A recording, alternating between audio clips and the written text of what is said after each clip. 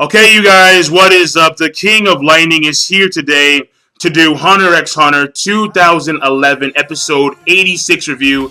Now, this week's episode of, well, actually, no, I can't say this week since the episode came out Saturday night. And by that time, I was partying, and Sunday morning and Sunday afternoon, I was partying. So, and today's Monday, so I can't really say this week. But what I can say is, this episode 86 of Hunter x Hunter 2011, basically no summary. It's going to be only review. And the main function of this episode is to introduce new characters, and it is to progress the story along. There is literally no action whatsoever. There's none. There's no action. All right, none. And basically the introduction of these new characters. All right, so let me list out the names. Right, basically, I mean, first of all, there is the reintroduction of a character that we already know, Biscuit Kruger. Then we get introduced to Palm, who is the apprentice of Nove, the guy wearing the suit, who is with Chairman right now. Then we see, well, we don't see, but we see a silhouette of a man named Short, and then we see a guy named Knuckle. And Shot and Knuckle, these two are apprentices of Morel, the other guy with Cherry Natero, the guy with the big ass pipe. But like you can see Shot if you look at the opening of the Hunter x Hunter. Just look at the opening and then you'll see it pretty much. And so it's those three. Then we have the introduction of a new Royal Guard for the Chimera Ants. Shawa Poof. Again, the names are weird as fuck. The names are weird. The names are weird as shit. Shawa Poof. And pretty much, and if you want to count it as an introduction of a new character, Shawa Poof reveals that the other Royal Guard, Montete Yuppie, I believe his name is. It's either because I think Shawa Poof said his name was Montete Yuppie, but I think it was translated in the bottom of the anime, in the subtitles. I think it was Men through the Yuppie. Either way. And so that's pretty much 5, I guess. If you want to count 5 and no, 4.5, because we haven't seen him yet and he's not awake. The new Royal Guard. He or she. And basically, but we know its name. Either Mon to the Yuppie or Men to the Yuppie. Whatever. It doesn't matter. And that's pretty much it right there when it comes to the introduction of characters. And when it comes to story progression, it's basically them training with Biscuit Kruger so they can hone their Ren. And they have to hold that shit for 3 hours. 3 hours. Killua said at his max, in peak condition, he can do 55 minutes tops. But now it has to be 3 hours. And according to Biscuit Kruger, it takes like a month for you to increase your Ren by 3 minutes, and they only have a month to decide who's going. They only have a month to decide which group out of the Gon, Killua, and Palm group, or the Nove and Shot group, to decide which one goes to the NGL and support Chairman Natero, Nove, and Morel.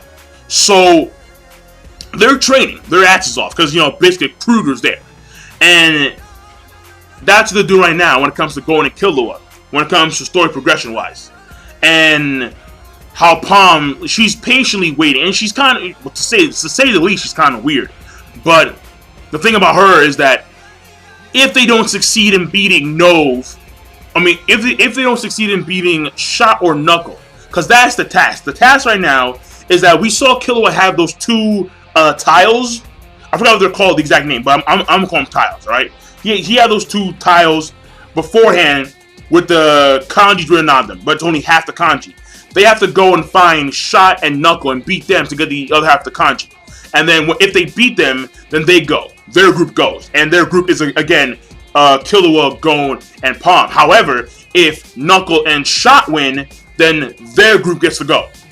So it's a competition between the disciples of Morel and the disciple of Nove plus Gon and Killua to see which party gets to go to the NGL. Because Chairman Netero specifically said, I only want strong motherfuckers. If you ain't strong, if you can't handle the fucking heat, then get the fuck out of the kitchen. I don't need your ass. And he's being very serious. So that was the main function of that part right there. And when it comes to those three, when it comes to the main characters, those two, that's their story progression. When it comes to Chairman Netero and the boys, basically, first of all, we see some unique abilities going on here, right? We see, and we've never really seen the power of, actually, yeah, we've never seen the power of Chairman Netero. I mean, we saw him at the Hunter exam arc, and he was playing around with Killua and Gon. He was fucking around. He was playing like a version of catchball or dodgeball. I don't know what the fuck it was. Either way, the thing about it is that he actually sees an opponent.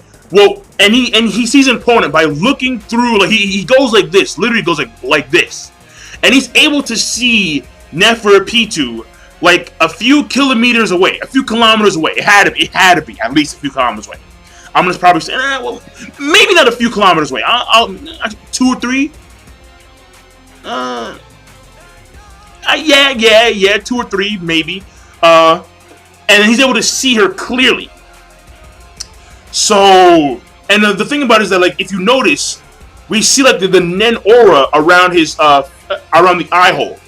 So the thing about it is that maybe he's using an advanced version of Gyo, and then he's like honing it, particularly on the one eye, on the retina of the eye, and he's able to see clearly the enemy from kilometers away. So that's a hint at his power and his Nen honage, and that's very, impressive right there. Then we see Nove do something where once they because Chairman Netero states that since he's old, he's not, according to him, he hasn't been dictated the strongest Nen user in over 50 years. It's been half a century since he's been called the strongest Nen user. And the thing about it is that he's old, and he states that right now he's probably around the same level as Nove and Morel. But of course he's complaining about that because, I'm only half the man I used to be. So he's complaining about that shit. And then Nove is like, fuck this shit, man. So, and basically they decide their plan of action on how to deal with the Chimera ants. And the plan of action they decide to is quietly and silently take out each Chimera ant one by one. So the thing about it is that we have Morel. Well, what happens first is that Nove makes this weird little thing in the ground, and he reaches inside this thing, almost like a little portal, and he actually takes out Morel's giant pipe. That's what Nove does. And Morel, he takes the giant pipe, he sucks in, no homo, and then he blows out these little smoke rabbits, and then he says go. So it appears that these little smoke rabbits are there for surveillance. That's what they appear to be. And the reason why they can't go any further is because we literally see the end of Neferpitu, and it's not a uniform circle. It is not even close. It's like a weird amoeba type structure going on, where it shifts and it takes different shapes, and it's literally impossible to get through her end. Literally impossible. You cannot. No form, even if you were like a keen master of Zetsu, which I'm pretty sure Nove, Morel, and Netero are, they can't get through because that's how good the end is. That's how good it is. So the thing about it is that they do this, where they have multiple of these smoke rabbits going into the end, and she can detect them, but she knows that they're not human. So and she's dictating on what she should do. In comes Shawapoof, and apparently he can read minds to a certain degree. And basically, it's like, let's not do anything. Let's just wait. And if they come inside here, we'll kill them. That's very, very simple. Very fucking simple. But it makes a lot of sense. Their job right now is to protect the queen. If the father died, then the father fucking died. Leave it at that.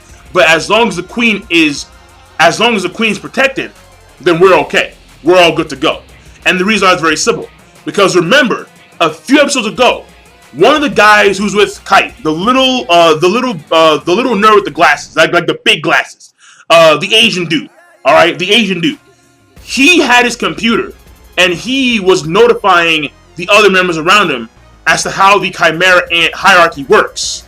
And the Royal Guard follow the king, and the king only once the queen gives birth to the queen. Once the queen gives birth to the king. So the Royal Guard have no interest right now in other than the queen's safety, because the queen's safety is going to dictate the king's safety, who they're going to follow as long as they live. Because that's the way it's set up. That's the way it is. So that's very important to know. And that's why no matter what happens outside, as long as the inside is maintained, they will stay in their shit-covered fucking castle. I mean, whatever it is. Like, literally, actually, yeah, literally, because like, they had like these dung beetles come in there and shit out the walls of this Chimera fortress. So that's the way it is. And we'll see where it goes. We'll see where it goes. So basically, right now, the main focus is going to be, the main focus is that I highly doubt that we're going to follow Chairman Netero and his group that often. But the way it's going to be, because again, Chairman Netero, the main characters are not in the NGL right now. The main characters are in the country to the side. And I think it's called West something. And basically, they're there training. So they can beat Knuckle and Shot, so they can go into NGL, be accepted by Chairman Netero, so they can save Kite. So right now, that's the primary goal. And one more thing before I go, alright? There is something very important at the beginning of the episode, after they meet Gon and Killua.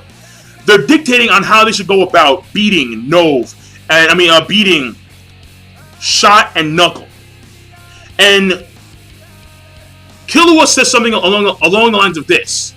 Well, he says two things. Number one, we need to hone our, we need to train our fundamentals. And number two, we must figure out the abilities of our opponents, their Nen abilities.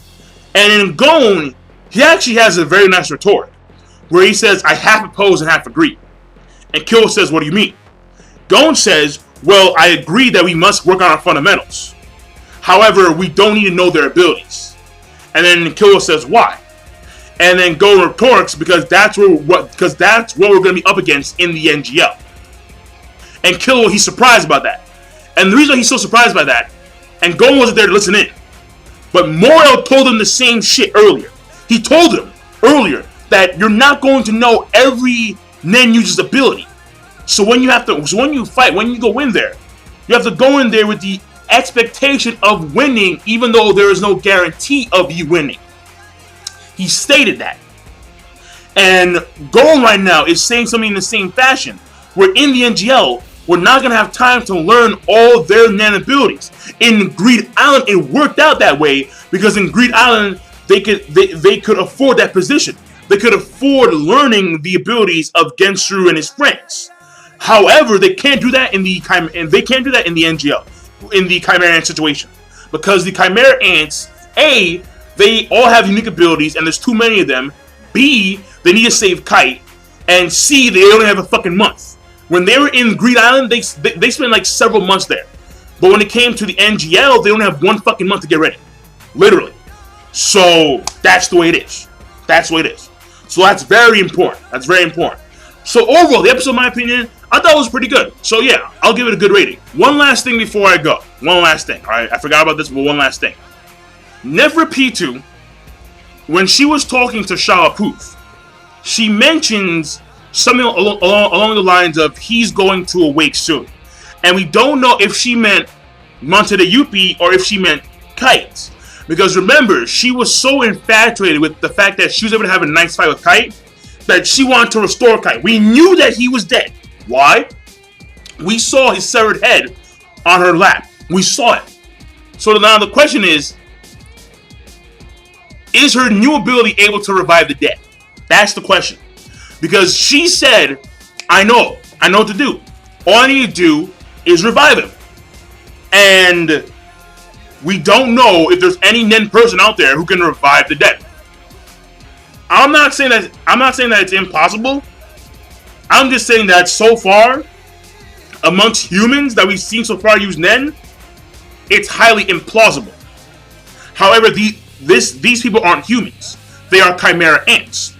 And we have an individual, Neferpitou, who, according to Chairman Otero, is stronger than himself.